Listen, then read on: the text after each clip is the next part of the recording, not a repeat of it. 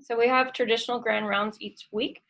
I think probably my favorite grand rounds of late is the Teach Us Something series that Dr. Palbatu recently started, where we have various experts all across the campuses of University of Michigan share their content, their expertise, and it's really an exciting way to get to learn a little bit more about the campus. We're very fortunate to be at such a collaborative university with so many great experts.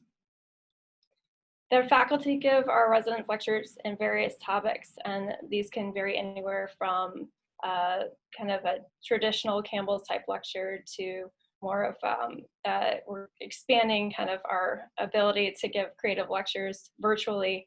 The residents teach themselves as well in resident conferences. We have a point counterpoint, which is probably also one of my favorite grand rounds, where the residents will debate various topics and basically dive into a controversy in the field. It always generates a lot of discussion, and I always learn a lot.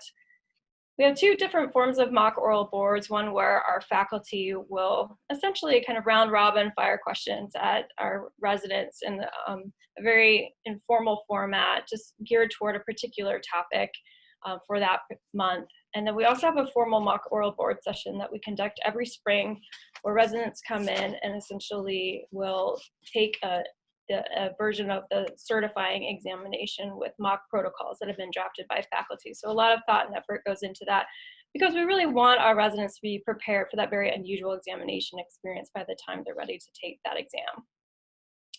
We have many different surgical skills curricula, including an open skills curriculum that's led by Dr. Barbolio Romo, and a laparoscopic skills curriculum, which is led by Dr. Ambani, Dr. Salami. And I'll let Dr. Ambani share a little bit more about that later.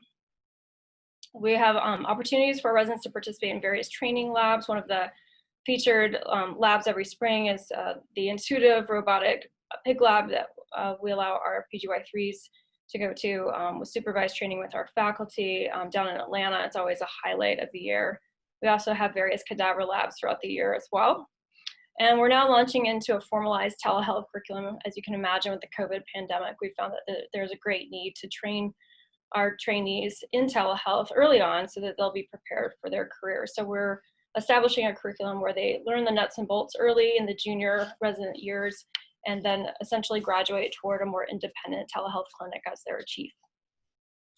This is just a picture taken from one of our cadaver labs, and we're very fortunate to have dedicated faculty who help organize these labs, and our residents find them a really invaluable hands-on training experience and a lot of fun too.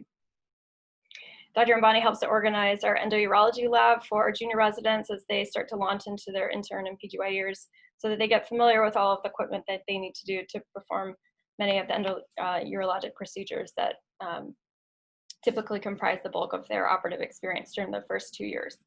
So Dr. Palpatu talked a little bit about some of the education initiatives that we are starting as well. And to me, it's very important that we be the leaders and the best in how we train our residents. There's been a lot of literature that's come out in the surgical world about readiness for practice and ensuring that trainees are ready to transition into independent practice. So we see a need for this in urology training, and last year implemented a system for improving and measuring procedural learning, Simple, which is a phone-based app that assesses intraoperative performance, and with the goal of increasing autonomy. So we were the first program to launch this, and have been really so passionate about it that we recently received a grant in order to lead a multi-institutional trial, essentially launching Simple across the country in various urology programs. So we're really excited to be taking the lead on that, and the idea is to assess readiness for practice, try to increase autonomy throughout training among our urologic trainees. We're also the first program to implement OPTrust in urology. OPTrust is an intraoperative assessment tool used to assess entrustment between faculty and residents, also something that's been recently cited in surgical education literature as something that can help to essentially establish readiness for practice.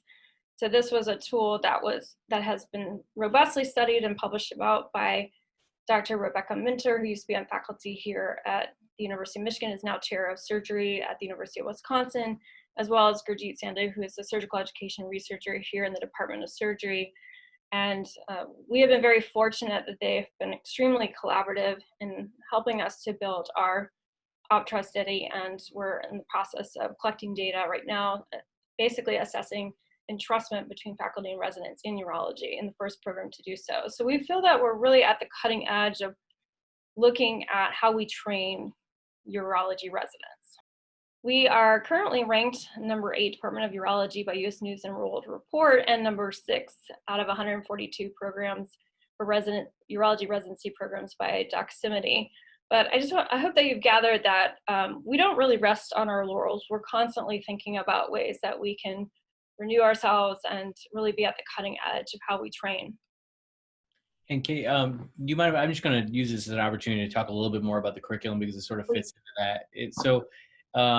We spend a lot of time like thinking about how we are educating residents and exposing them to the things that are just not things you learn in the operating room and in clinic. And so this is one of those things. I think we spend, when we think about how we structure the curriculum, from a week to week, month to month, year to year perspective, there's certainly that clinical heavy stuff, the stuff you have to learn for the in-service and for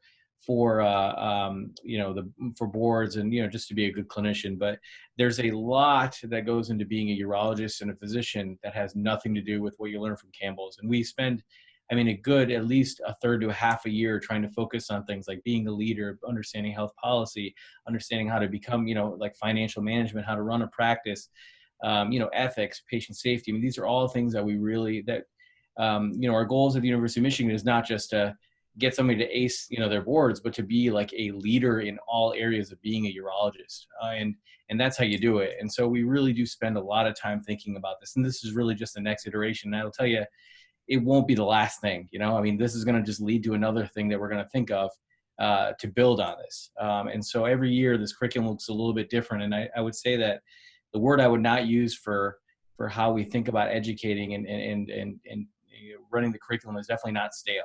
Every year it just, again, looks a little bit different. Yeah, I will piggyback that and say, Dr. Ambani and I have been in our formal roles only for 2.5 years, but the program that we started with 2.5 years ago looks nothing like the program that's developed over the past couple of years, and that's intentional. We want it to look like that because we're constantly growing and evolving to meet the needs of our residents so that they truly can be leaders in the field. We do have weekly resident teaching. On average, we lead one of those about once a year. So each of us will get a topic that we'll cover that's run usually typically like 45 minutes to an hour. So we're teaching ourselves there, and then that's comboed with faculty lectures and mock oral boards that are all blocked together into relevant topic blocks. So it's nice, you kind of get to build on the information you've been hearing, and there's a lot of second pass, and you feel like once you're done with the block that you have a better grasp of that particular subject. Weekly grand rounds, M&M, to speak to some of the skills shops. When you're starting as a general surgery intern, you'll get to do lab skills workshop, which is probably common to most institutions, as well as an open skills curriculum. To piggyback that, the open skills curriculum, we also do a version of that in your second year. So that's led by Dr. Barbolio Romo. In addition to getting the chance of doing a lot of opening and closing during that open rotation, there's also a formal curriculum with that, mainly just reading, as well as kind of a test of open skills, just on like a little mannequin. And then most of our weekly teaching conferences are sponsored by Panera, so I felt a responsibility to include them on there.